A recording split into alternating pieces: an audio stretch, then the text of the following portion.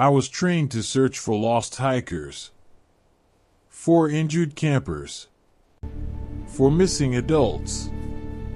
But there was one rule they told us quietly, never written down. If you hear a child in the woods at night, you do not follow. Mr. Ranger. Not because they're lost, because they're not children anymore. This is Park Ranger Confidential. I'm recording this because I don't think I'll get another chance to explain it properly. If this audio ever surfaces, then something went wrong. Either I ignored a rule, or I learned it too late. I've worked as a park ranger for 11 years. Night patrol, backcountry routes, search and rescue calls that never make the news. People think the job is about trails and tourists, maps, lost hikers. But the real training happens after sunset, when the radios go quiet, when the forest stops sounding alive. There are written rules. Those are easy. Then there are the ones you're told quietly, in hallways, in parked trucks with the engine off. The first unwritten rule is simple. Never follow a child at night. Not a lost child. Not a crying child. Not a child calling for help. Especially not that. They don't put it in the manual. They don't test you on it.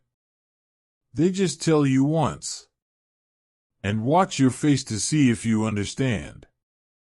Kids don't wander that deep after dark, the senior ranger told me during my first winter rotation. If you see one, you stop. You radio in. You wait. I asked him why. He didn't answer. He just tightened his jaw and checked his watch. This is Ranger Log 417B. Unofficial. Unapproved. If you're listening to Park Ranger Confidential, you already know why these logs exist. Some stories don't belong in daylight reports. If you want to hear the ones we're not supposed to tell, stay with me. That night began like every other patrol. The forest was still. Not peaceful. Just paused. No insects. No owls. No movement except the wind brushing high branches where I couldn't see it. My boots sounded wrong on the gravel road. Too loud. Like the sound carried farther than it should have. The radio on my shoulder felt heavier than usual. Dead weight. No chatter. No static. I checked the time. 11:42 p.m. The moon was thin. Not enough light to guide you. Just enough to show shapes that made you second-guess yourself. I stopped at mile marker 9 for a routine check. No cars. No headlights. No broken gates. Just darkness pressing in from both sides of the road. That's when I heard it. Bare feet. Not running. Not walking. Just standing. Somewhere past the tree line. I froze. Listened. Counted my breathing. Then a voice. Small. Soft. Close enough to be intentional. Mister. Not shouting. Not crying. Like it already knew I was listening. I didn't answer. My hand moved to the radio anyway. Static. Then silence again. I told myself it was wind. Or my mind filling in gaps. Then the voice came back. Closer. Mister. I can't find my mom. Children who are lost don't speak like that. They panic. They repeat themselves. This voice was careful. Measured. I stood there long enough for my legs to ache. Long enough for the quiet to feel thick. Training said wait. Instinct said leave. Something else. Something patient. Wanted me to step off the road. I didn't. And that decision is the only reason this recording exists. I took one step backward. The gravel crunched under my boot. The sound was sharp. Too sharp. The voice stopped immediately. That silence felt deliberate. Like something had noticed a mistake and corrected it. I didn't move again. I kept my eyes on the tree line. Didn't scan. Didn't sweep my light. Just stared. 10 seconds passed. Then 20. My ears started to ring from how quiet it got.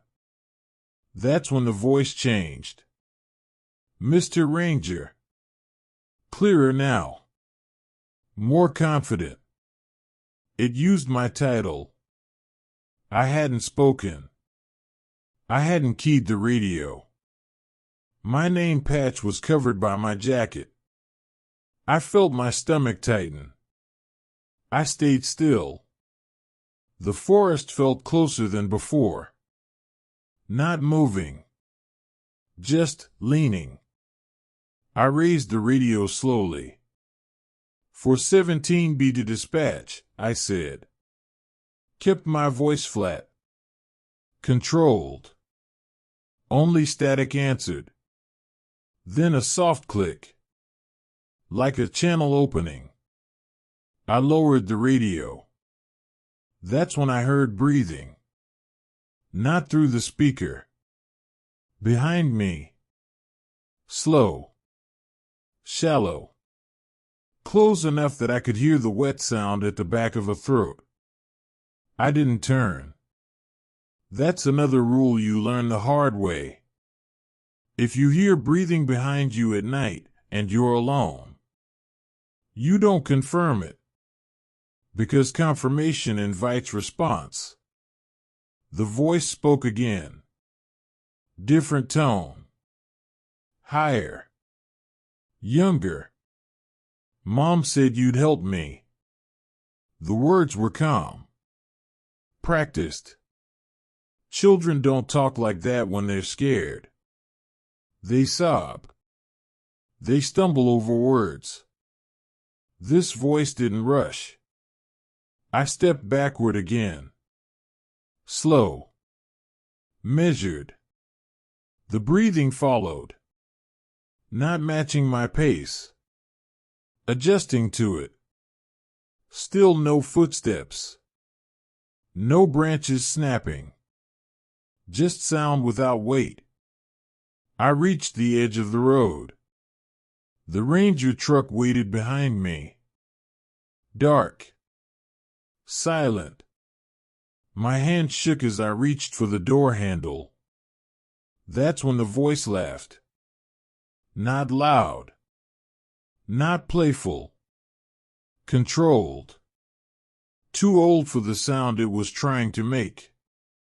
Then it said my name. Perfectly. Same tone my supervisor used. Same pause between syllables. I got inside the truck and slammed the door. The locks engaged automatically. That click was the best sound I'd heard all night. The engine hesitated when I turned the key. 1 second. 2. During that pause, small hands pressed against the side windows. Not leaving prints. Just darker shapes against darker glass. More than one. Different heights. Too still. Watching. The engine finally turned over. I didn't use the headlights. Didn't want to give them something to follow. I drove using the road I already knew. Every curve memorized. The laughter came back. Not behind the truck. Beside it. Keeping pace. Matching speed no matter how much I accelerated. When the ranger station lights appeared in the distance, the sound stopped instantly. Like it had never been there. I pulled into the lot and killed the engine. Sat there. Hand still on the wheel. Didn't move for a long time. When I finally stepped out, my light caught something on the hood. Bare footprints. Small. Pointing away from the forest. Toward the building. I didn't sleep after that patrol. I sat in the ranger station with the lights off. Just the emergency lamp glowing faint orange in the corner. Every sound felt amplified. The hum of the refrigerator. The slow tick of the wall clock. I kept expecting to hear bare feet on the concrete outside. Nothing came. At 6:12 a.m., I wrote the incident report. I kept it clean. Professional. Empty. No voices. No laughter. No children. Just unidentified auditory disturbance near mile marker 9. I hit submit. It was approved in 47 minutes. That's not normal. Normally, reports sit for days. Sometimes weeks.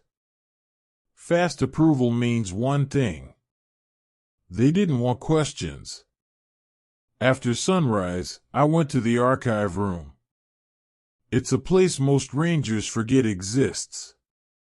Basement level. No windows. Fluorescent lights that buzz louder than they shine. Metal cabinets. Paper files. Decades of dust. I searched for mile marker 9. The first report came up from 1974. Lost child. 8 years old. Last seen after sunset. Unrecovered. I found another. 1981. Same location. Same age. Different name. Then another. And another. Different decades. Different parents. Same description. Same height. Same weight. Same clothing colors. Always 8. Missing persons usually change over time. Details shift. Memories fade. These didn't. They were frozen. I pulled the most recent file before mine. 10 years ago. The ranger who filed it retired early. I found him listed in the internal directory. I called. There was a long pause before he answered. When I told him my name, he exhaled slowly. "You heard one," he said. Not a question. I asked him why the descriptions never changed. He didn't answer right away. Then he said, "They don't age because they're not kids anymore." He told me about the first incident they don't teach. Back in the 70s, a ranger followed a child's voice off the road. They found his radio 3 days later. Still transmitting. Still powered. They listened to the recording. What came through wasn't screaming. It was imitation. His voice. Repeating call signs. Repeating procedures. Learning. When they finally tracked the signal, it stopped. The ranger was never found. After that, the rule became tradition. Never follow children at night. Never answer. Never approach. Because once they know you'll listen, they start practicing. That evening, back at the station, my radio turned on by itself. No static. Clear channel. Ranger 417B. My voice. Perfect. I'm cold. I didn't touch the radio. Didn't move. Didn't breathe. I pulled the battery anyway. The speaker went dead. The voice didn't. Footsteps circled the building. Slow. Bare. Unhurried. Like whatever it was had nowhere else to be. I sat in the dark and waited for dawn. When light finally crept through the trees, I stepped outside. The footprints were there. Small. Bare. They led away from the station. Then stopped. All of them. Facing back toward the door.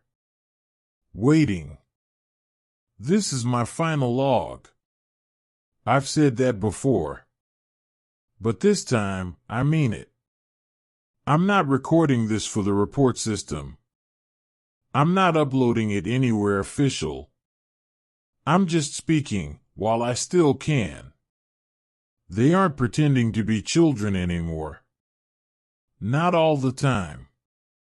Last night, the voice outside the station didn't sound young. It didn't sound scared. It sounded familiar. It sounded like my sister. She lives 3 states away. She's never been to this park. She doesn't know the layout. She doesn't know the rules. But the voice did. It said my nickname. The one I stopped using after high school. The one only my family ever used. It said it gently. Like it didn't want to startle me. I stayed seated at my desk with the lights off. The glow from the emergency panel barely reached the walls. Shadows pressed into the corners, thick and unmoving. The radio clicked on by itself. I didn't touch it. The battery was still out. I checked twice. My own voice came through the speaker. Clear. Calm. Professional. Ranger 417B, step outside. That's when I noticed something else. The footsteps weren't moving anymore. No circling. No pacing. Just stillness. All of them gathered on one side of the building. Right outside the front door. I didn't hear breathing this time. I felt it. A pressure in my ears. Like standing too close to heavy machinery. Like the air itself was leaning inward. I checked the security monitors. Static filled every screen. Snow. Lines. Distortion. All except one. The front entrance camera. Something was standing there. Not tall enough to be an adult. Not shaped right to be a child. Its head was tilted upward. Just enough to face the camera. Just enough to feel like it knew I was watching. It didn't move. Not even when the radio spoke again.